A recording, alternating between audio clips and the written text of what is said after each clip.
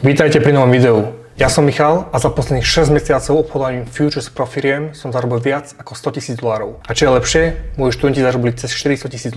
V dnešnom videu si ukážeme, čo je likvidita, ako likviditu vnímam a ako ju na grafe nájdeme. Za mňa je dôležité vedieť, kam ide trh. A ja osobne si myslím a som toho názoru, že trh ide tam, kde sa nachádza likvidita. Ja to opisujem ako niečo, že tá likvidita je palivo pre tú cenu. Čiže aby sme došli z bodu A do bodu B, potrebujeme to palivo a to je práve tá likvidita. A dnes si v pár krokoch ukážeme, ako vnímam likviditu ja, ako si ju značím, aké druhy likvidity poznáme a ako to využiť v rámci toho obchodovania vo svoj prospech.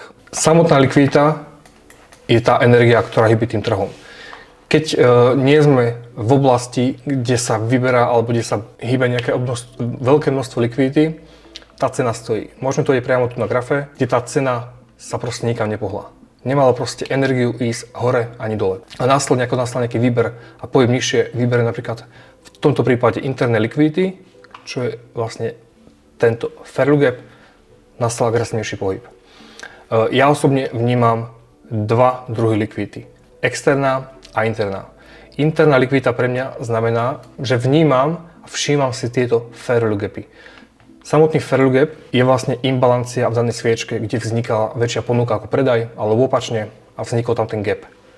Takže ja toto vnímam ako internú likviditu interne v tej sviečke. Ďalší druh likvidity je likvidita externá. Externú likviditu môžeme vnímať ako nejaké highs, prípadne nejaké lows, čiže čo vidíme zvonka toho grafu. Hej? Sú to také tie vonkajšie mantinely. Keď si začnete všímať tento koncept, cena sa spravidla hýbe medzi externou, internou a takto dookola. Stačí si iba všímať tieto základné veci, že keď vyplníme nejaký value gap, môžeme pokračovať zase nejaké high, prípadne keď vyberieme nejaké high, pokračujeme k nejakému value gapu a takto dookola. Vždy, keď máme v rámci externej, internej, môžeme to značiť jednoducho pohyb na nejaké high, pohyb do nejakých gapov, pohyb zase na nejaké high, vyplnenie nejakých gapov a takto dookola. Jo? Teraz sme v podstate zišli v rámci tej konsolidácie do tohto value gapu. Ten môžeme považovať ako vybraný a máme pohyb externá, interná. Vždy každý pohyb, či na externú alebo na internú, nám vytvorí nejaký value gap. Ja osobne vnímam ten value gap ako zónu, kde môže prísť nejaká otočka. Čiže ak vy si určite nejaký value gap, čiže nejakú internú likviditu, cenu nám to môže buď poslať vyššie, alebo otočiť.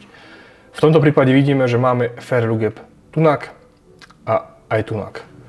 To znamená, my prídeme do tejto ceny a potom buď pokračujeme vyššie, a keď ho prerazíme, alebo ak tu napríklad zakonsolidujeme, vytvoríme tu nejaký objem, nejaký volume, môžeme pokračovať zase nižšie. A to by znamenalo, že v podstate nastane otočenie tomu trendu. Otočenie trendu aj tej ceny.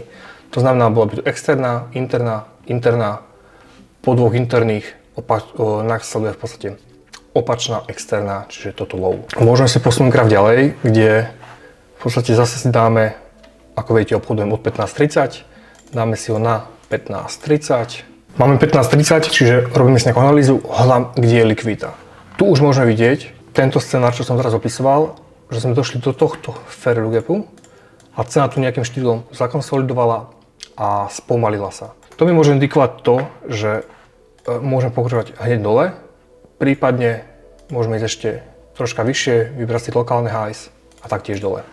Keďže tu máme zase nejaký order block, ktorý si zlíme zase v ďalšom videu, to je nejaký scenár. Prečo si myslím, že to pojem dole? Hej? Jednak indikuje mi to, že pojem externá, interná a to je vlastne dve interné za sebou signalizujú pohyb dole. Zároveň likvidita samotná je to palivo, a v tých likvidných oblastiach sa vlastne cena chce hýbať.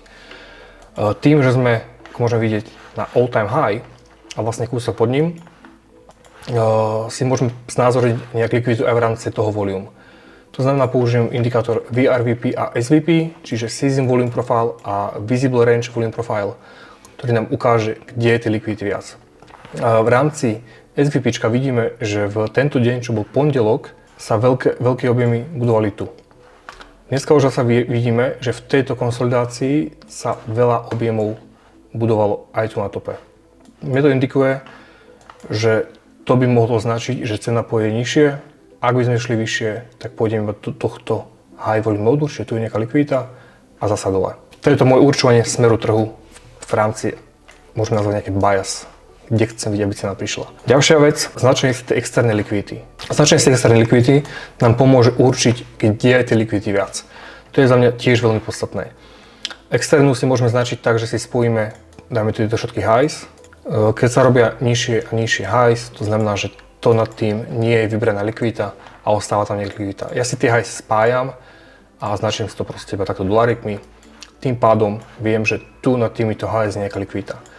To isté vieme spraviť s vyššími lows, to znamená, tie lows nie sú vybrané a taktiež je tam likvidita. Môžeme sa značiť tým, že si spojíme takto tieto lows všetky a tým si vyznačíme aktuálnu likviditu a môžeme si dodať ešte napríklad odtiaľto sem.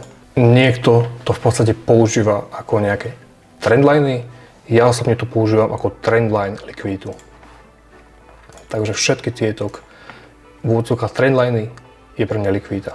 Väčšinou sa snažím ísť tak týždeň, 2 týždne späť, keď si takto oddialujem graf, aby som zasa nepoužíval nejaký, ja neviem, 2 mesiace starý nejaký liquidity pool. Pre mňa je dôležité posledné obdobie, tým, že obchodujem day trade, nepotrebujem vedieť, kde je likvidita pred 2 mesiacmi. A samozrejme tým, že stále ťaháme vyššie, tak tej likvidity pod nami je obrovské množstvo, preto používam len tú z posledného týždňa až 2. Ako náhle si znázorníte takto týmito jednoduchými trendlines likviditu, vidíte, kde je tej likvidity viac. Či už nad nami, alebo pod nami. Viete to spraviť proste jednoduchým znázornením, že tu je jedna likvidita a v podstate tu druhá. Takto jednoducho uvidíte, kde je tej likvidity viac, či nad nami, alebo pod nami. Ak to sedí aj s tým pohybom v rámci externej, internej likvidity, tak máme jasný pojem, kam by sme chceli ísť. A v podstate za mňa polovica úspechu je za nami, lebo vieme, kde je veľa likvidity a kde je ešte viac. Takže tam pôjdeme, máme jasný smer a pohyb dole. Môžeme si ukázať, ako to dopadlo.